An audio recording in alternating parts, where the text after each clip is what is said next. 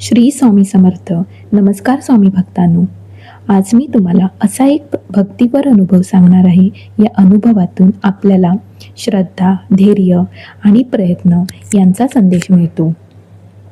गणेश नावाचा एक तरुण होता. त्याची घरची परिस्थिती खूपच गरिबीची होती. वडील सतत आजारी, आई बिचारी दिवसभर मजुरी करायची. त्यामुळे गणेश मोठा झाल्यावर घरातील कर्ता पुरुष म्हणून सर्व जबाबदारी गणेशवर होती. त्याने कितीही प्रयत्न केला तरी त्याला नोकरी मिळत नव्हती. तो नोकरीसाठी मुलाखती द्यायचा, अर्ज करायचा, पण प्रत्येक वेळी त्याला निराशाच मिळायची. एक दिवस गावातील एका वृद्ध आजीने त्याला सांगितले, गणेश बाळा, प्रयत्न करायचे थांबवू नकोस. रोज श्रद्धेने श्री स्वामी समर्थांचे नामस्मरण कर. त्या आजी स्वतः स्वामी भक्त होत्या. गणेशकडे ना स्वामींची मूर्ती होती ना स्वामींचा फोटो होता, तरी पण तो रोज श्री स्वामी समर्थ या मंत्राचा 108 वेळा जप करत असे. वेळ मिळेल तेव्हा स्वामींच्या मंदिरात जात होता. भक्तीबरोबर तो रोज नोकरीसाठी प्रयत्नही सुरू ठेवत होता. असे काही आठवडे गेले. एके दिवशी त्याला एका कंपनीतून मुलाखतीसाठी बोलावणे आले, पण त्याच्याकडे प्रवासासाठी पण पैसे नव्हते. त्याला खूप दुःख झालं. त्याचवेळी त्याला त्याचा जुना मित्र भेटला. त्याने त्याला कोणतेही कारण न विचारता प्रवासासाठी पैसे दिले. गणेश मुलाखतीसाठी गेला. त्याची मुलाखत खूप छान गेली, पण निकाल लागला नव्हता. 2 दिवसांनी त्याला फोन आला, तुमची निवड झाली म्हणून. गणेशच्या डोळ्यात आनंदाश्रू आले. तो धावतच स्वामींच्या मंदिरात गेला.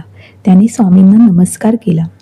तो स्वामींना म्हणाला, स्वामी, तुम्ही त्या आजीच्या रूपात येऊन मला योग्य मार्ग दाखवलात. माझ्याकडे मुलाखतीला जायला पैसे नव्हते, त्याचीही तुम्ही योग्य सोय केली. तुमच्या कृपेने योग्य वेळी योग्य माणसे भेटली. तुम्ही मला धैर्य दिले आणि प्रयत्न सुरू ठेवण्याची ताकद दिली. मित्रांनो, हा अनुभव आपल्याला एक मोठा धडा देतो. आपले स्वामी महाराज आपल्याला आपले कर्म सोडायला शिकवत नाहीत.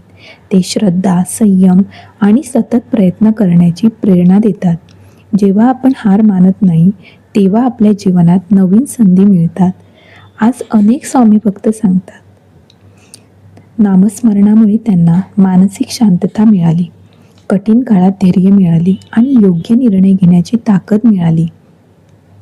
जर तुमच्याही आयुष्यात अडचणी असतील, दुःखी होऊ नका. स्वामींवर श्रद्धा ठेवा, प्रामाणिक प्रयत्न करत राहा आणि स्वामींची मनापासून प्रार्थना करा. कदाचित परिस्थिती लगेच बदलणार नाही, पण तुमच्यातील धैर्य, आशा आणि पुढे चालत राहण्याची शक्ती नक्की वाढेल. शेवटी एवढेच सांगते, भिवू नकोस, मी तुझ्या पाठीशी आहे.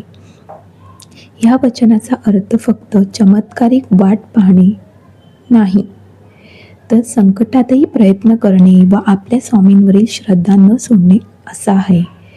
जर हा अनुभव आवडला तर व्हिडिओला लाईक करा. तुमचा अनुभव कमेंटमध्ये नक्की लिहा आणि अशाच व्हिडिओसाठी चॅनलला सबस्क्राईब करा. श्री स्वामी समर्थ.